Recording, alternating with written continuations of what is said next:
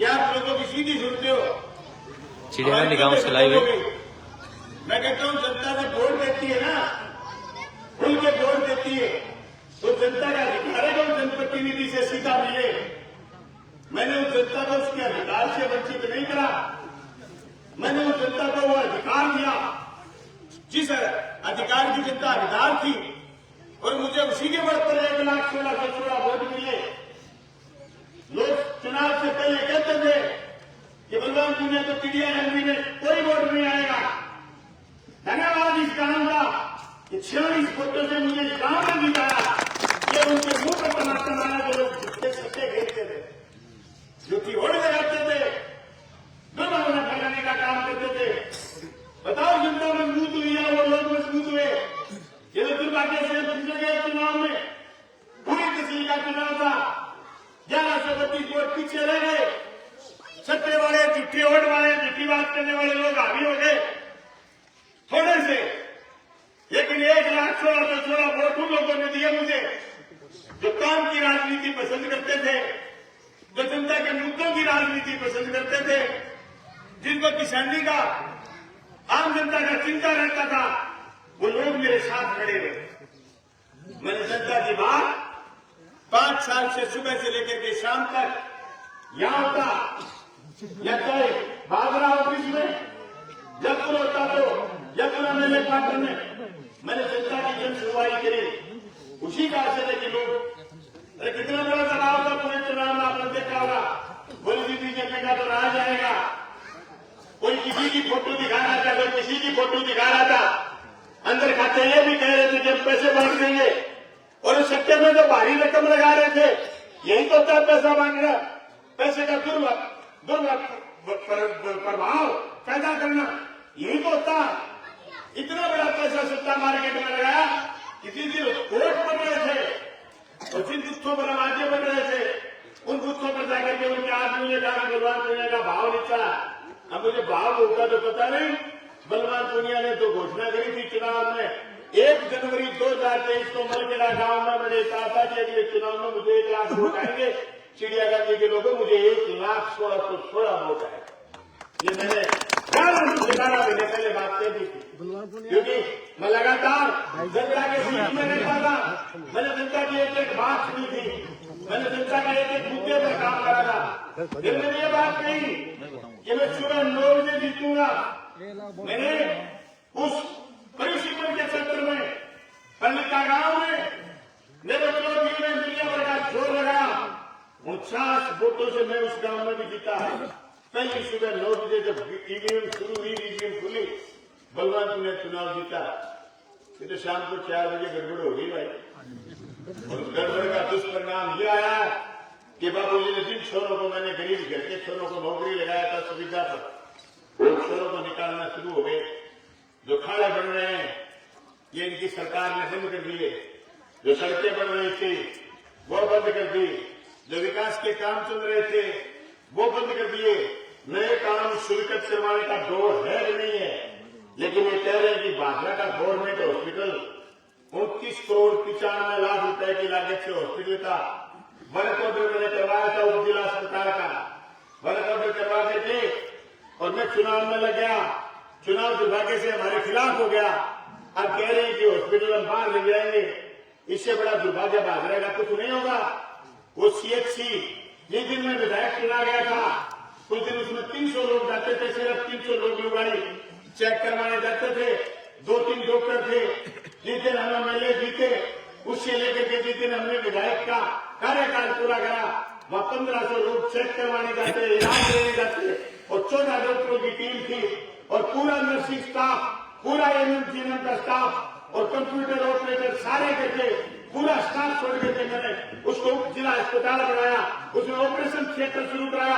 आजादी के 70 साल बाद बागरा में ऑपरेशन थिएटर शुरू हुआ। आंख कान नाक के ऑपरेशन, पेट के ऑपरेशन होने शुरू हुए। उस ऑपरेशन थिएटर को मैंने मजबूत करने के लिए उप जिला अस्पताल मजबूत करा, ताकि लोगों को सिरसा और हिसार नहीं जाना पड़े, छोटी मोटी बीमारी के लिए लोगों को जयपुर नहीं जाना पड़े, इसलिए उप जिला अस्पताल स्वीकृत कराया। अब ये कह रहे हैं इस उप जिला अस्पताल को हम बाहर लेके जाएंगे, इसलिए लोगों को नुकसान करने के लिए, किसी भूमाफिया को फायदा देने के लिए।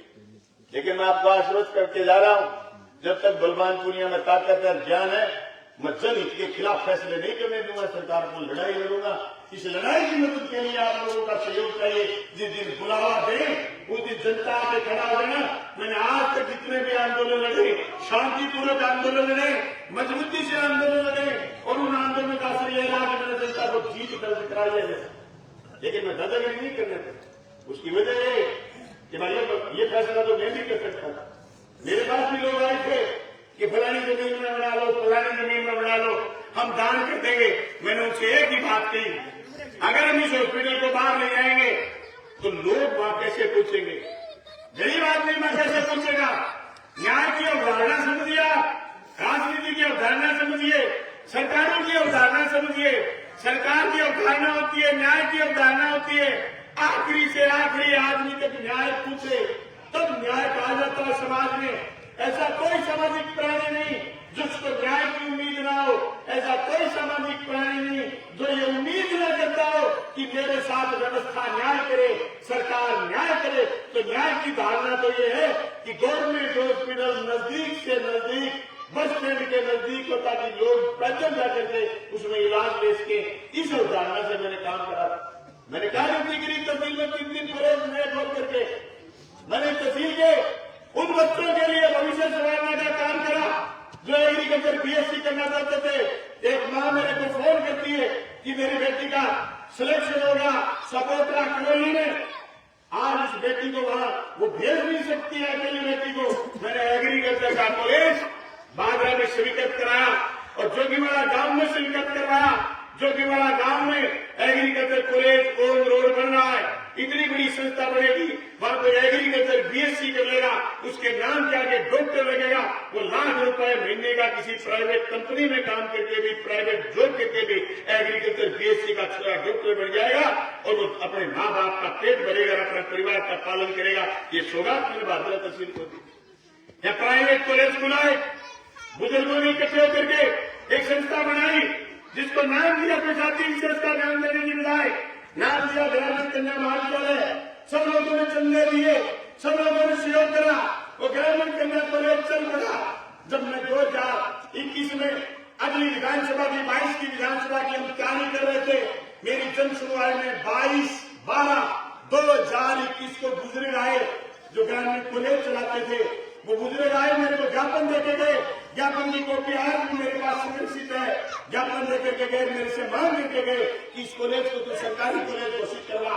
2022 में मैं नहीं करवा पाया, लेकिन 2023 में मैंने राजस्थान के मुख्यमंत्री अशोक गहलोत से बात करके और जब बजट में घोषणा नहीं हुई तो मैंने सप्लीमेंट्री बजट में 16 फरवरी को घोषणा करवाई और ये घोषणा में शामिल करवाया कि गवर्नमेंट कॉलेज होगा ग्रामीण कन्या महाविद्यालय। अब ये सारे के सारे लोग लगे हुए कि उसको वापस प्राइवेट कैसे करा जाए, उस जमीन को कब्जा करना चाहते हैं।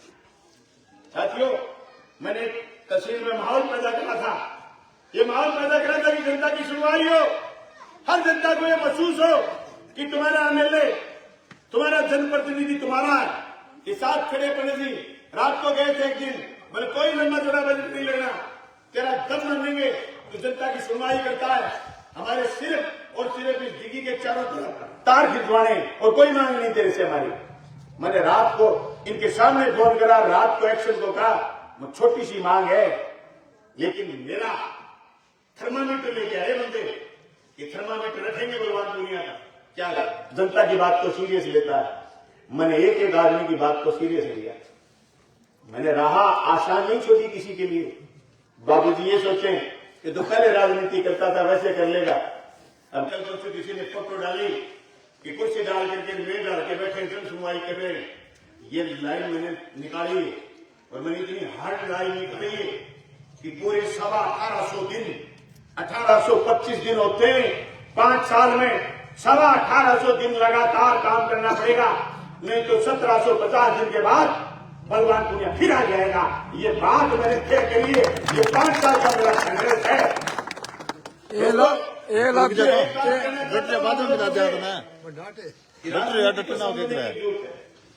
मैंने बड़ी बड़ी हवेलियों से, बड़ी बड़ी कोठियों से, बड़े बड़े सरकार ला करके राजनीति जनता के बीच ला के रखी। मैं साधारण का आदमी था। जिस दिन मैं राजनीति में लगा मेरे सामने विकल्प था कि ये खुला मैदान है, जनता के मुद्दों की बात कर, और एक दिन जनता गले लगाएगी। मैं तो आभारी हूं उस तहसील का। जिस दिन मैंने पहला चुनाव लड़ा मुझे 14,500 वोट दिए। जिस दिन मैंने दूसरा चुनाव लड़ा मुझे 38,500 वोट दिए।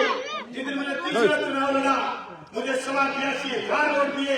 मैं अले में था, मैंने 5 साल जनता का कर्ज समझ करके मैंने फर्ज उतारा और लगातार काम करा, तो जनता ने मुझे 1,16,16 वोट दिए और मुझे निराशा ने कतई नहीं गिरा। मैं कतई निराश नहीं हुई। परिणाम से मुझे लोगों ने 20,000 वोट फालतू दिए।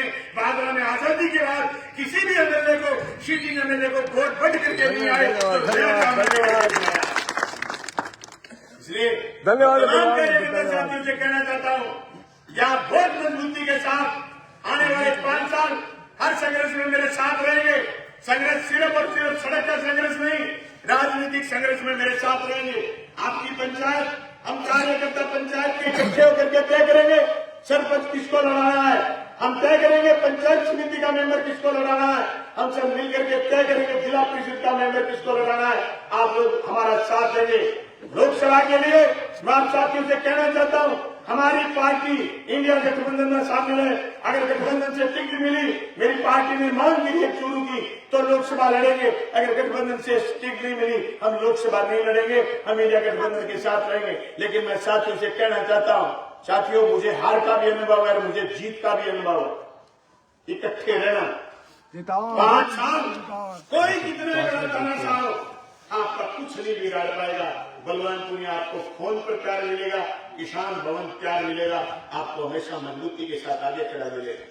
किसी को चिंता करने की जरूरत नहीं। और जो ये परिवारों को फाड़ करके राजनीति करते, झगड़े कराते, मैं कहता हूं मैंने 5 साल इस चिड़ियागांधी गांव में सिंगल आदमी का झगड़ा नहीं करवाया, सिंगल आदमी की फोन करके एफआईआर दर्ज नहीं करवाई, क्योंकि झगड़ा हमारी राजनीति नहीं थी। हमारी राजनीति थी स्कूल, हमारी राजनीति थी कॉलेज, हमारी राजनीति थी खाने नाले, हमारी राजनीति थी फसल बीमा, हमारी राजनीति थी सड़कें बनाना। अरे उम्मीद करोगे आप ऐसी सड़क 20 अहमद तक को सड़क जा रही है खेतों में, जो दुर्गम रास्ते थे पूरी तहसील के, इस गांव में तो चक है, यहाँ से ऊपर से जाते टिब्बों में से रास्ता है, आगे 20 अहमद जो इन्होंने नाम बोला वहां तक हमने सड़क बना दी। ये मेरा दिमाग था, जहां जहां मैं 18 साल संघर्ष के बाद मैंने बड़ा, जो दुर्गम रास्ते थे, जिन दुर्गम रस्तों से बलवानपुर को निकलने में आसानी नहीं थी, तो मैं समझता था लोग कितनी मुश्किल से यहाँ जीतते होंगे, रहते होंगे, आते जाते होंगे। मैंने उन सब रस्तों को ठीक करने की कोशिश की। जासल गांव की स्थिति है, जमीन चिकट मिट्टी, 2 अगर छांट आ जाए तो पूरा की पूरी जमीन में झिकझक बन जाता है, लोग खेतों में नहीं जा सकते। मैंने खेतों के रस्ते पक्के करवाए। इतना बजट बाबूजी लेकर के आए, जरूरत की मैंने पैदा करी। मैंने पूरी 5 साल में पूरी 400 किलोमीटर लंबी सड़क 450 करोड़ रुपए की लागत से बनवाई। मैंने स्वीकृति करवाई, 350 करोड़ पेयजल की, एक गाड़ी नहीं देते। ये कह रहे हैं तो मोदी जी का था जल जीवन मिशन, धन्यवाद। जल जीवन मिशन मोदी जी का था, मोदी जी का था 45 पैसा और राज्य सरकार का था 55 पैसा, और राज्य सरकार का था स्वीकृति निकालने का काम और मेरा काम था स्वीकृति निकलवाने का काम, फिर मेरा काम था टेंडर करवाने का काम, फिर मेरा काम था धरातल पर उतारने का काम, फिर मेरा काम था किसी की दाढ़ी नहीं बचे।